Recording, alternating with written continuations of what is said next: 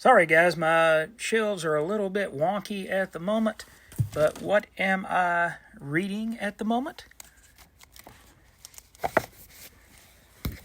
I am reading V for Vendetta by Alan Moore and David Lloyd. This was a major motion picture back in 2005, I believe. This is the story of V and Evie, and as it says, it's a frightening and powerful story of the loss of freedom and identity in a totalitarian world. Now, my friend Samantha and I had a long discussion about this when it first came out, when the movie first came out. She said it is anti-capitalism, it is anti-Bush, which she was a Republican at that time. And she said, how can you go and watch this?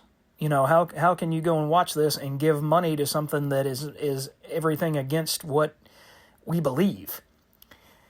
And I told her, I said, because I'm able to distinguish reality from, a movie. And I can go and watch this and realize, yeah, it makes some salient points about my way of thinking, but it also makes some salient points about why my way of thinking is the way it is and why it might be right. So, in here you have Alan Moore and David Lloyd, and this artwork is really, really excellent. I like how it's laid out. I love the colors on it. And you get the story of V, who is the anarchist wearing the Guy Fawkes mask. And what he stands for is a free world. Free from government oversight. Free from everybody snooping in on everything that you do. He doesn't want to abolish freedom, but instead he wants to abolish the oversight that the government always seems to have over you.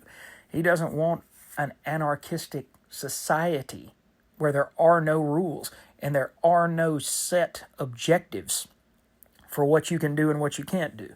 But he doesn't want the government necessarily telling you what to do. And why? Because he was a government experiment. What gave him his superpowers, what gave him his ability to be so much more than the average person, was pretty much like a Weapon X program.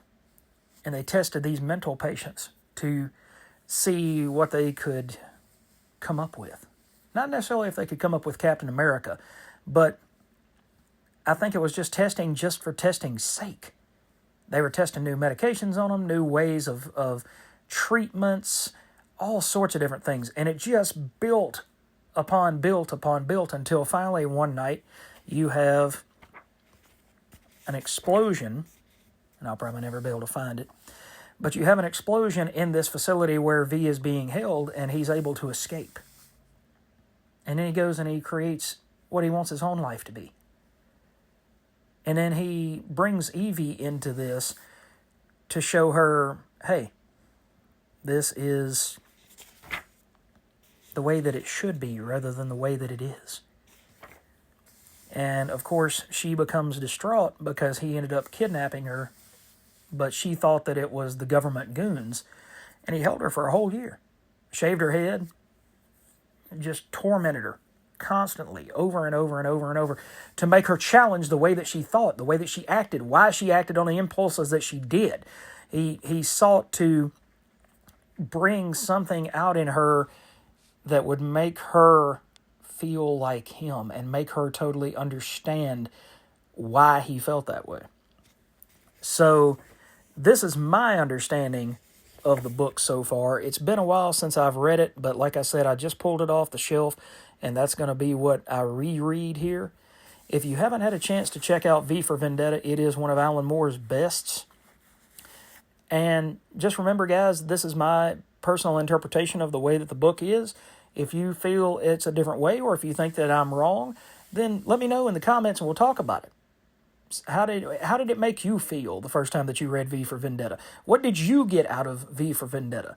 Was it a straight superhero title? Was it a misunderstood main character? Was it that he was just being evil to Evie and he sought to hurt her? Or was it that he was trying to elevate her to something else?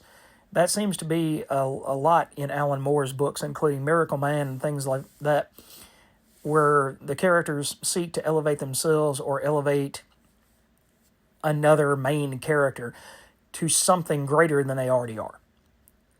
So, I'm definitely enjoying V for Vendetta. I'm going to enjoy getting to reread it. And let me know in the comments below what you guys think of this book, what you think about Alan Moore, and what you're reading. I'd like to know what you guys have on your shelves. It doesn't have to be a long comment, but what's important to you, or what is something that you're going back and rereading that you're trying to get a better understanding of. So, thanks for joining me, folks, and we'll catch you next video.